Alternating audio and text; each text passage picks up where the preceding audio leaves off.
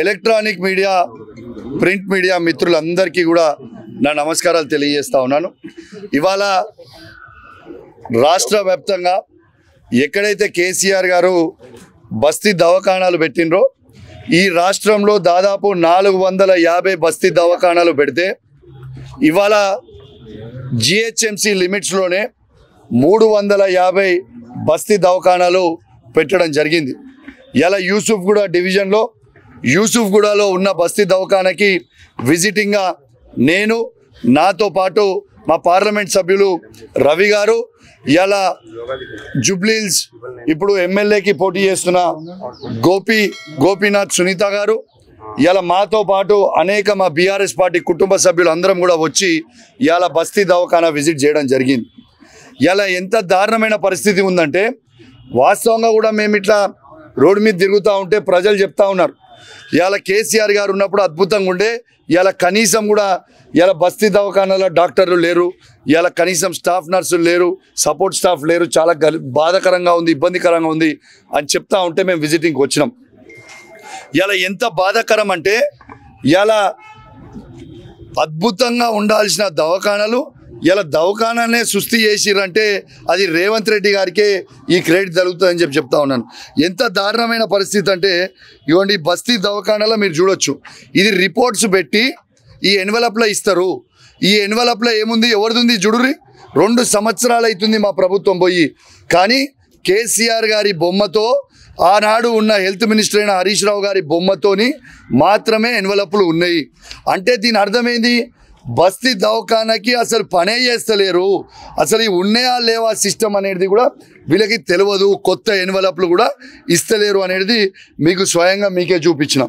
దీంతోపాటు ఇలా వాళ్ళు రాసే బుక్ ఏవైతే పేషెంట్కి రాస్తారో అవి కూడా మీరు చూడొచ్చు, పింక్ కలర్లోనే ఆనాడు కేసీఆర్ గారి ప్రభుత్వం ఇచ్చిన బుక్లు మాత్రమే తప్పితే ఇళ్ళ కూడా ఈ బుక్కులు కేసీఆర్ గారు ఇచ్చిన తప్పితే డాక్టర్లకి వాళ్ళకి కనీసం రాయడానికి బుక్కులు కూడా ఈ ప్రభుత్వం ఇవ్వలేదు.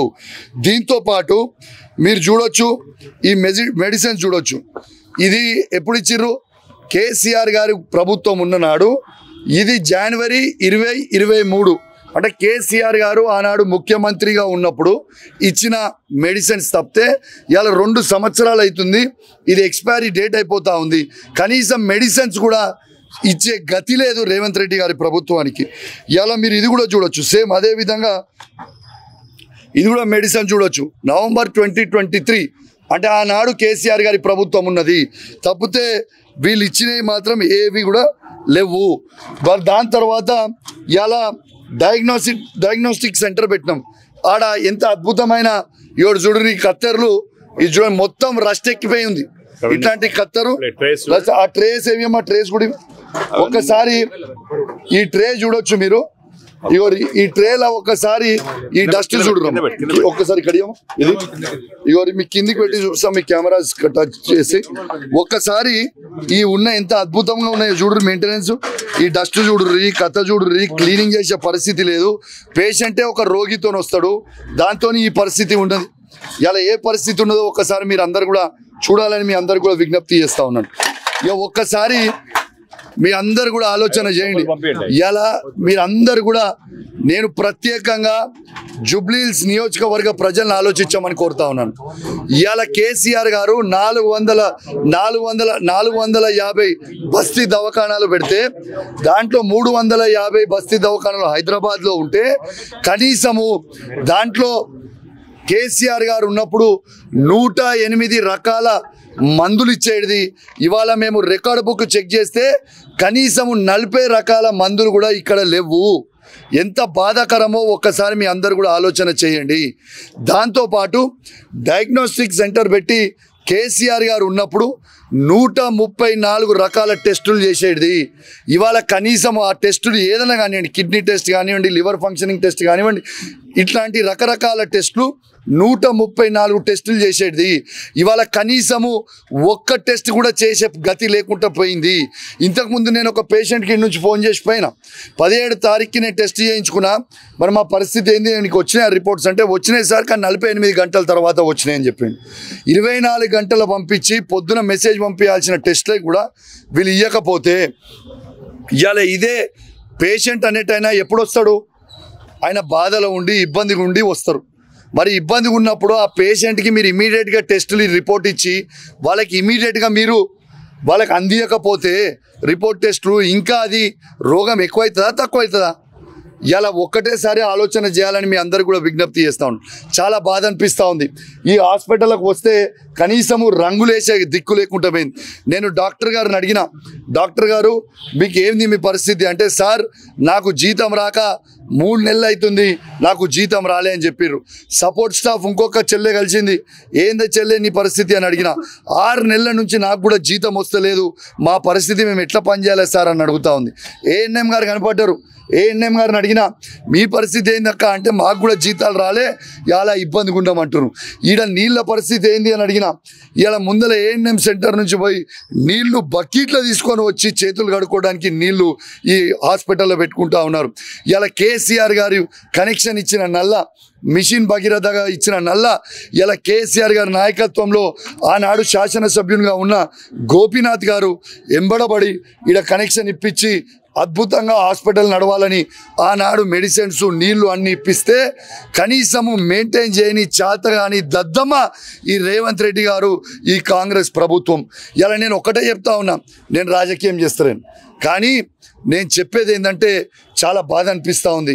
ఇలా పేద ప్రజల కోసం ఈ హాస్పిటల్లో పెడతా ఉంటే ఇలా డాక్టర్లకే మీరు జీతాలు ఇవ్వకపోతే ఇలా మీరు ఫోజులు కొట్టేది ఏంది? మేము ప్రతి నెల ఫస్ట్కే జీతాలు ఇస్తున్నామని చెప్పారు. మరి ఎవి మీ జీతాలు? ఈ లైవ్గా డాక్టర్ గారిని అడిగినా మా జీతం రాలే అని చెప్పారు. లైవ్గా సపోర్ట్ స్టాఫ్ని అడిగినా మా జీతాలు రాలే అని చెప్పారు. ఎవి మరి మీ ఇలా సపోర్ట్ స్టాఫ్ నర్సు అందరికీ. ఇంకా దారుణం ఏంటంటే ఇలా కేవలం మేము వస్తున్నామని ఇలా తెలుసుకొని ఇలా పాపం ఆమె ఎల్లారెడ్డి గూడలు ఉంటే ఆ నుంచి ఇడికి ఇలా ఒక్కటే రోజు కోసం డెప్యుటేషన్కి వేసారు. ఇలా కొంచెం మీ బిగ్ టీవీ కూడా ఇది చూపిస్తే బాగుంటుంది అనుకుంటున్నా.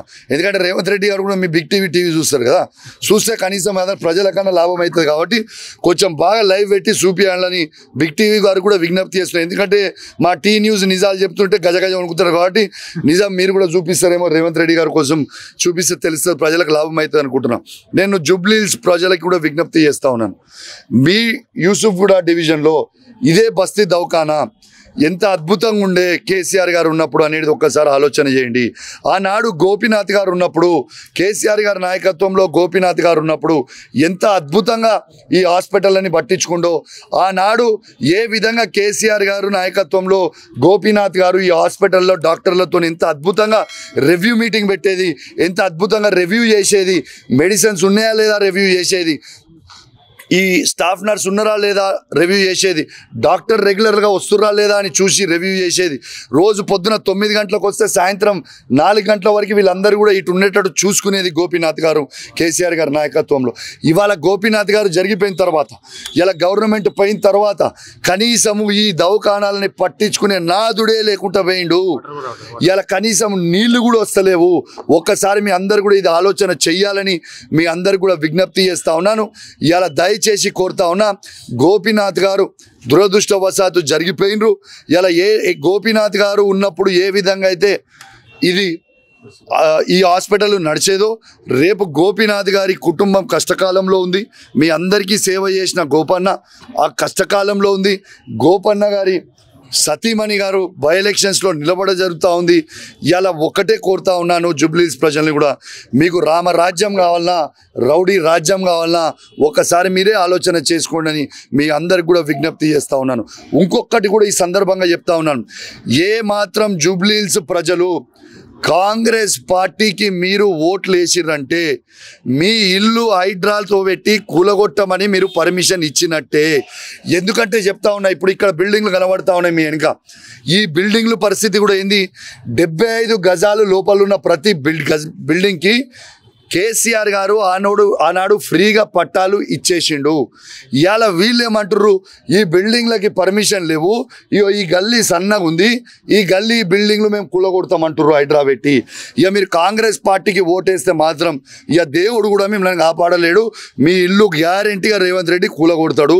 ఇది మాత్రం పక్కా చెప్తా ఉన్నా. ఇలా గోపన్ ఉన్నప్పుడు ఏ విధంగా మిమ్మల్ని కాపాడుకుంటూ, కేసీఆర్ గారి నాయకత్వంలో ఏ విధంగా కాపాడుకుంటూ ఇవాళ ఏందో పరిస్థితి ఒక్కసారి మీరు ఆలోచించాలని మీకు విజ్ఞప్తి విజ్ఞప్తి చేస్తూ సెలవు తీసుకుంటా ఉన్నాం. జై తెలంగాణ, జై కేసీఆర్. మళ్ళీ ఒక్కసారి దయచేసి రేవంత్ రెడ్డి గారు మా యూసుఫ్ కూడా ప్రజల పక్షాన, మా జూబ్లీహిల్స్ నియోజకవర్గ ప్రజల పక్షాన నా చేతులు జోడించి మిమ్మల్ని కోరుతా ఉన్నాను. వాళ్ళకి బస్తీ దవాఖానాలు దయచేసి మెయింటైన్ చేయండి. ఇలా రాజకీయం అవసరం లేదు. వాళ్ళు చాలా కష్టకాలంలో ఉన్నారు, వాళ్ళు పేదోళ్ళు. ఇలా మీరు ఈ బస్తీ దవాఖానాలు సరిగా చూసుకోకపోతే వాళ్ళు ప్రైవేట్ హాస్పిటల్లో పోయి లక్షల రూపాయలు ఖర్చు పెట్టుకోవాల్సిన పరిస్థితి వస్తుంది. మీకు దండం పెట్టి చెప్తా ఉన్నాం, జూబ్లీహిల్స్ నియోజకవర్గంతో పాటు యావత్ తెలంగాణ ఉన్న పేషెంట్స్ని మీరు కాపాడుకోవాలని నా చేతులు జోడించి మరీ కోరుకుంటూ సెలవు తీసుకుంటాను. జై తెలంగాణ, జై కేసీఆర్.